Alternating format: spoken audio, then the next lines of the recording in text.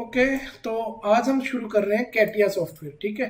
और सब आज डे 1 है, तो आज मैं बेसिक यूजर इंटरफेस के बारे में बताने जा रहा हूँ और स्केच की कुछ कमांडें बताऊंगा। ठीक है। रिकॉर्डिंग होगी CATIA day 1 sketch, CATIA day 2 sketch, CATIA day 3 sketch, इस तरह से चलेगा। ठीक है। और फिर उसके बाद पार्ट की अलग, असेंबली की अलग, वो सब इस तरह से रिकॉर्डिंग करेंगे हम। तो शुरू करते हैं। सबसे पहले हम यहाँ पे स्टार्ट में जाते हैं, मैकेनिकल डिजाइन में, पार्ट डिजाइन में यहाँ पे जाते हैं। इसके बाद हम पार्ट डिजाइन के अंदर एंटर कर जाएंगे। इसको हम यहाँ पे ऊपर प्लेस कर देते हैं। तो सबसे पहले आपको करना क्या है, यहाँ पे स्केच पे क्लिक करना है। उसके बाद आपको प्लेन सेलेक्ट करने होते हैं कि आपको कौन से प्लेन पे स्केच बनाना है। आप यहाँ पे इसको जूम इन जूम आउट करके देखोगे तो आपको तीनों प्लेन नजर आएंगे। ठीक है। अब अगर आप स्क्रॉल यूज कर रहे हो तो स्क्रॉल यूज करने से क्या हो रहा है, ये चीज ऊपर नीचे हो रही है, राइट। तो आप प्लेन, जैसे कि आपने यहाँ स्केच पे क्लिक किया, वो ऑरेंज कलर है, मतलब आपने वो वाली कमांड ले रखी है। ठीक है।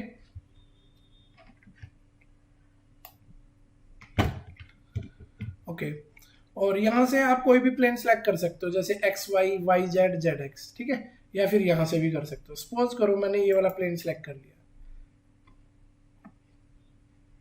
और इसको यहाँ से स्ट्रेट कर लिया। क्लियर है। ये नॉर्मल व्यू करने के काम आता है, ये वाला ऑप्शन जो देख रहे हो आप।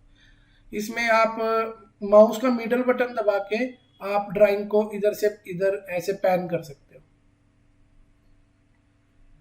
ये क्लियर है आपको? ओके। उसके बाद हम इसमें एक ऑप्शन आता है हमारे पास टूल के अंदर, ऑप्शंस। ठीक है।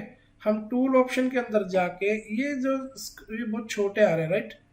तो आप इसको थोड़ा सा बड़ा कर सकते हो।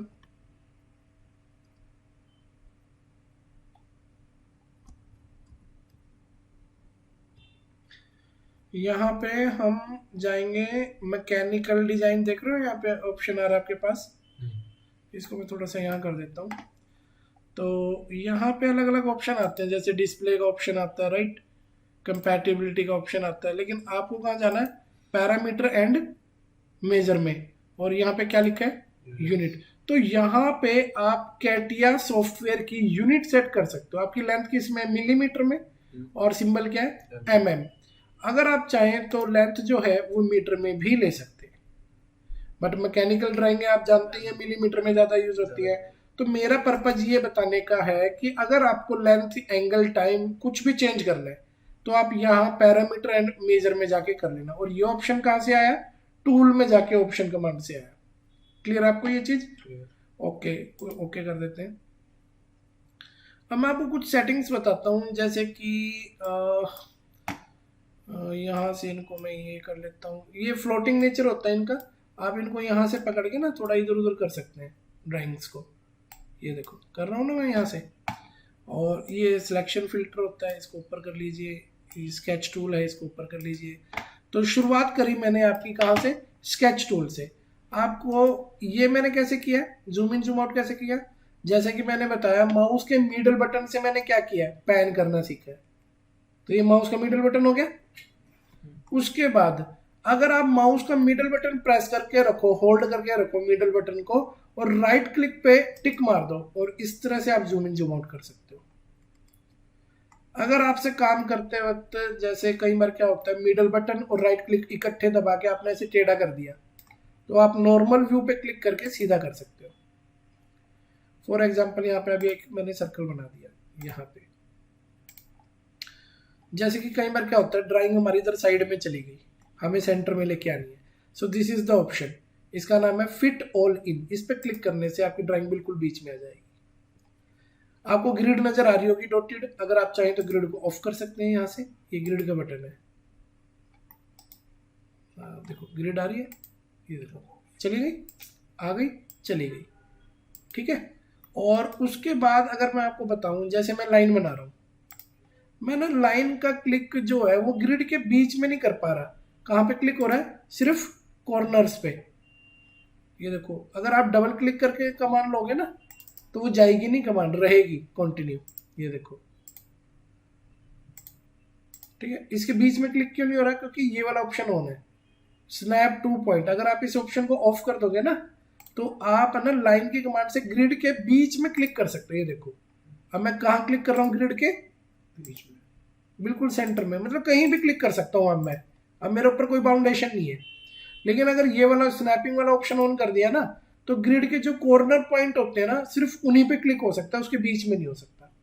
तो ये दोनों ऑप्शन क्लियर है। तीसरा ऑप्शन क्या है, ये कंस्ट्रक्शन वाला, अगर ये ऑप्शन ऑन है आप कुछ भी बनाओगे ना वो डॉटेड बनेगा। जैसे आपने इसको बंद कर दो, इसकी नीड नहीं है मैंने ये बनाया तो देखा आपने सर्कल डॉटेड बना। क्यों बना? क्योंकि आपने थर्ड ऑप्शन ऑन किया हुआ कंस्ट्रक्शन वाला। अगर आप चाहते हो कि भाई मेरे को सर्कल डॉटेड नहीं बनाना तो आप सर्कल को सिलेक्ट करके इस ऑप्शन को ऑफ कर दो तो फिर वो हो जाएगा नॉर्मल। जैसे आपने इस लाइन को डॉटेड बनाना है या इन दोनों लाइनों को डॉटेड बनाना है तो इन दोनों लाइनों को सिलेक्ट करो और इसका कंस्ट्रक्शन जैसे ऑन कर दो। पहले सिलेक्ट करो और इसे पहले सिलेक्ट करो इसे, हाँ इसको ऑन कर दो। ये देखो इसको सिलेक्ट किया, ये देखो ऑन है, आगे ना डॉटेड। तो जब मर्जी इसको डॉटेड कर सकते हो और जब मर्जी इसे नॉर्मल कर सकते हो। ऐसे बस आपने इसको सिलेक्ट करना है और इसको ऑफ कर देना है। ये देखो क्लियर है। तो अगर ये बड़े वाले सर्कल को हम डॉटेड करना चाहें तो कैसे करेंगे, इसको सिलेक्ट करो और इसे ऑन कर दो तो हो जाएगा। और अगर डॉटेड नीचे नॉर्मल चाहिए तो इसको फिर से सिलेक्ट करो और ऑफ कर दो। सो सिंपल ना। अगर तो आपको कंटिन्यू लाइन चाहिए तो ये प्रोफाइल लेनी चाहिए, क्योंकि लाइन में पता क्या होता है, जैसे आपने एक लाइन बनाई वो पॉइंट छोड़ दिया है ना और लाइन की कमांड भी चली गई। अगर डबल क्लिक करके लोगे ना, चाहे आपको 50 लाइनें बनानी, आपकी लाइन की कमांड जाएगी नहीं। देखो अभी वो ऑरेंज रहेगी, मतलब कंटिन्यू रहेगी लाइन, अब चाहे 50 लाइनें बना लो। और अगर ऑफ करना है तो इस पर क्लिक कर दो। और अगर आपको कोई कंटिन्यू प्रोफाइल बनानी है ना तो फिर लाइन से मत बनाओ, इससे बना लो। इसमें क्या होता है कि आपकी लाइन ये देखो पहले इधर गए फिर इधर गए फिर इधर, ये कंटिन्यू चलती रहेगी। और इसका एक और बेनिफिट है, अगर आपको बीच में आर्क की जरूरत पड़ जाए तो ये लाइन के बाद यहाँ देखो जहाँ मेरा कर्सर है ये आर्क है ना, इस पर क्लिक कर लो तो आप आर्क भी बना सकते हो इसके अंदर। फिर दोबारा वो लाइन पे अपने आप ही आ जाता है, ऑफ करने की जरूरत ही नहीं पड़ती। तो प्रोफाइल अगर कंटिन्यू प्रोफाइल बनानी है तो प्रोफाइल वाली कमांड से बनाओ। इसको मैंने सिलेक्ट करके कीबोर्ड से डिलीट बटन प्रेस कर दिया। इतना समझ में आया? ठीक है। अब मैं आपको बताना चाहता हूँ कि जैसे मुझे एक लाइन बनानी है, लाइन ली और यहाँ से लेके यहाँ तक लाइन बना दी। एक बात याद रखना, जब आप लाइन बनाते हो तो अगर तो स्काई ब्लू कलर आ रहा है तो वो स्ट्रेट है, और अगर व्हाइट कलर आ रहा है तो वो टिल्टेड है, मतलब स्लैंट है वो, है ना। और अगर वो स्ट्रेट, ये देखो सीधी कर रहे हो आप तो ब्लू आ रही है, ठीक है। उसके बाद जैसे आपने ये लाइन बना दी, अब आप इसको डायमेंशन देना चाहते हो तो यहाँ पे कंस्ट्रेंट ऑप्शन लिखा हुआ है। क्या लिखा हुआ है? कंस्ट्रेंट। यहाँ से आप इसको सिलेक्ट करके ना ऐसे डायमेंशन डाल सकते हो। जैसे ये 24 है पर आपको तो 30 चाहिए तो आप 30 एंटर कर दो, 30 एंटर कर दो। उससे क्या होगा कि इसकी लेंथ कितनी हो जाएगी? 30, ठीक है। अगर मान लिया आपको 30 की लाइन बनानी है 45 डिग्री के एंगल पे, तो आप लाइन की कमांड लोगे, यहाँ से शुरू करोगे। अब आपको 30 डिग्री की लाइन चाहिए 45 डिग्री के एंगल पे, तो यहाँ पे ना लेंथ में 30 डाल दो और एंगल में 45 डाल दो। लेकिन यहाँ पे कर्सर लाओगे कैसे? TAB, कीबोर्ड में एक टैब बटन होता है। अभी हॉरिजॉन्टल पे आ गया, अब वर्टिकल पे आ गया, अब किस पे आ गया? लेंथ पे। तो 30 और टैब, TAB टैब, एंगल कितना डाल दो? 45 और एंटर बटन दबा दो। So here we have a 30 length line on 45 degree angle, right. तो मतलब आप इस तरह से भी कर सकते हो। क्लियर हुआ इतना कुछ? तो अब हमारे पास जैसे और भी लाइन है, ये सारे मतलब हमारे पास टूल है ड्राइंग के। तो आपको ये प्रोफाइल समझ में आया? आप कोई प्रोफाइल बना रहे हो, बीच में आपको याद आया कि मुझे आर्क चाहिए, तो यहाँ आर्क वाले ऑप्शन पे क्लिक कर लो, टेंजेंट आर्क, और आप आर्क बना लो। वापिस अपने आप लाइन पे आ जाता है, वो आपको करने की जरूरत नहीं है। अब दोबारा आपको आर्क चाहिए तो इस पे क्लिक कर लो, और ये देखो मैंने कितना इजीली स्लॉट बना दिया। ओके, अब इसमें भी मतलब डिफाइन अंडर डिफाइन चीज होती है। कैसे? फॉर एग्जाम्पल जैसे आपने ये एक रेक्टेंगल बनाया, इसका कलर क्या है? ऑरेंज। ऑरेंज जब है जब सिलेक्ट होता है, वैसे व्हाइट होता है, ठीक है।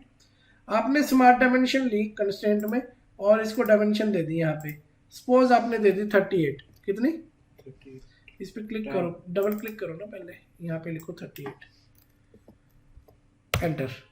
और फिर इसको सिलेक्ट, डायमेंशन की कमांड फिर से ली कंस्टेंट, और यहाँ पे हमने डायमेंशन दे दी इसको 20, कितनी, double click and 20, enter.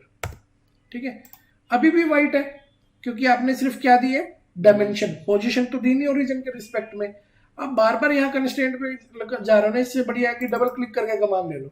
Double click करने से जब तक खुद ऑफ नहीं करोगे ना, वो ऑफ नहीं होगी। तो मैंने इस वाले येलो वाले ओरिजिन से और इस लाइन का जो डिस्टेंस है वो ले लिया, सपोज 31 नहीं 30 चाहिए मुझे। ओके, और उसके बाद मैंने नीचे वाली लाइन का और इस हॉरिजॉन्टल लाइन का डिस्टेंस ले लिया से, ये भी 30 ले लेता हूँ मैं, कितना 30। तो डबल क्लिक करके 30 एंटर कर देता हूँ। अब आप ध्यान से देखो कि आपका जो स्केच का कलर है वो ग्रीन हो गया, that means it is fully defined. ठीक है, तो स्केच को फुल्ली डिफाइन करने के लिए क्या चाहिए होता है, dimension as well as position. आपने एक सर्कल बनाया, आपने कंस्ट्रेंट दी इसको 27 की बजाय आप 25 ले लो, चलो। अच्छा, अगर डायमीटर नहीं डालना, रेडियस डालना है, तो आप रेडियस पे क्लिक करके रेडियस की वैल्यू डाल सकते हो, 15, एंटर। अब ये फुल्ली डिफाइन है या नहीं है? नहीं है, क्योंकि आपने सिर्फ डायमेंशन दिया, पोजीशन कब दिया आपने? अब पोजीशन या तो ओरिजिन के रिस्पेक्ट में दो या उसके रिस्पेक्ट में भी पोजीशन दे सकते हो जो ऑलरेडी डिफाइन है।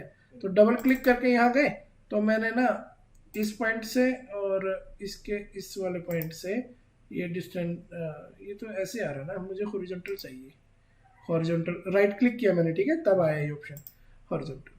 तो ये डिस्टेंस मैं 40 ही ले लेता हूँ, और अब की बार फिर से मैं इसको सिलेक्ट करता हूँ, फिर से इसको सिलेक्ट करता हूँ और राइट क्लिक करके वर्टिकल में जाता हूँ, और ये डायमेंशन चेंज करना चाहो तो कर लो, कोई बड़ी बात नहीं है। ठीक है, जैसे 55 या 66 करना चाहो कर सकते हो।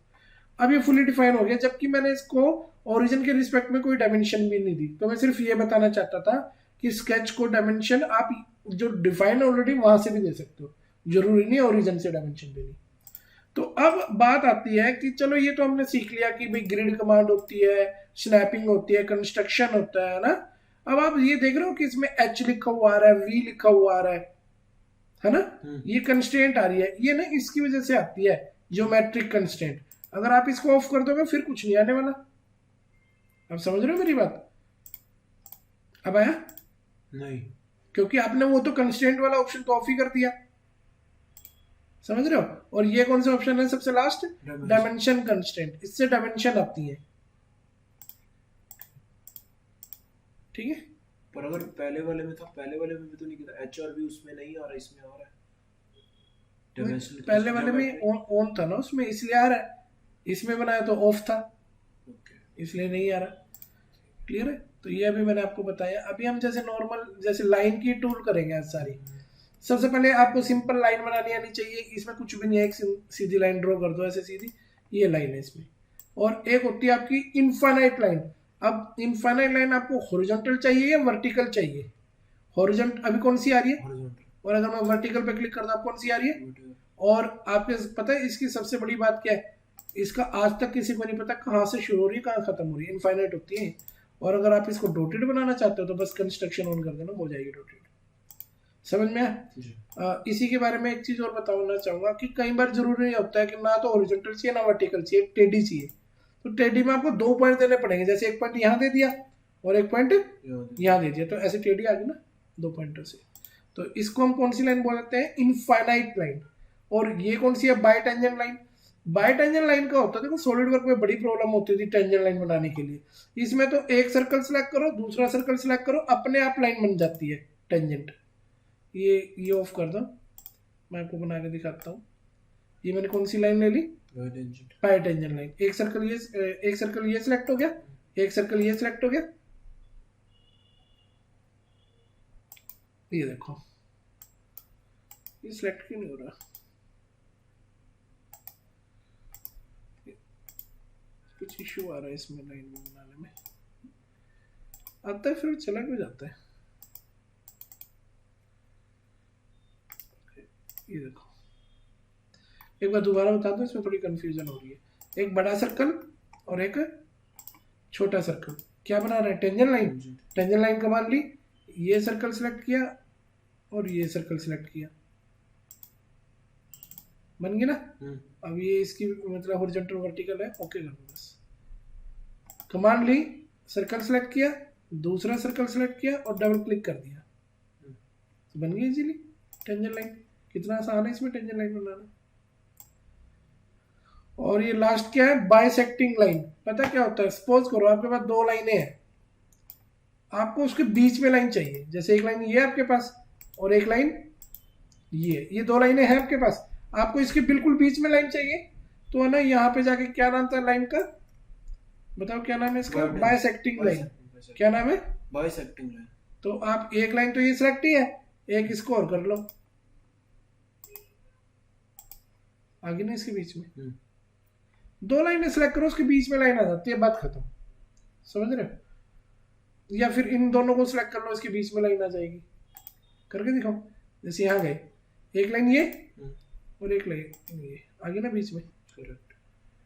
तो अब इसमें लास्ट कौन सी है, परपेंडिकुलर। 50-50 हो जाएगा दोनों तरफ। Yes you are right, mirror हो जाएगा। मिरर हो जाएगा। ये होती है परपेंडिकुलर लाइन बनाना। जैसे मेरे को इसके परपेंडिकुलर लाइन बनानी, तो इस लाइन को सिलेक्ट करके, तो जो भी मैं लाइन बनाऊंगा वो कैसी बनेगी, जो पॉइंट सिलेक्ट करूंगा उससे perpendicular. Yes you are right, perpendicular. ये देखो इसके परपेंडिकुलर, ये देखो ये लाइन बिल्कुल 90 डिग्री पे बनेगी इससे। So these are the different type of lines, ठीक है। और सर्कल है, सर्कल कहीं बनाना है तो आप सर्कल ड्रॉ कर सकते हो, ठीक है। तो हमने एक टारगेट लेके चलना है कि कभी भी जो रिकॉर्डिंग है वो 20 मिनट से, उनको एक बार अच्छे से रिवाइज कर लेना। Sure. Okay, thank you. Day 2 में मिलते हैं, फिर आगे करेंगे कंटिन्यू।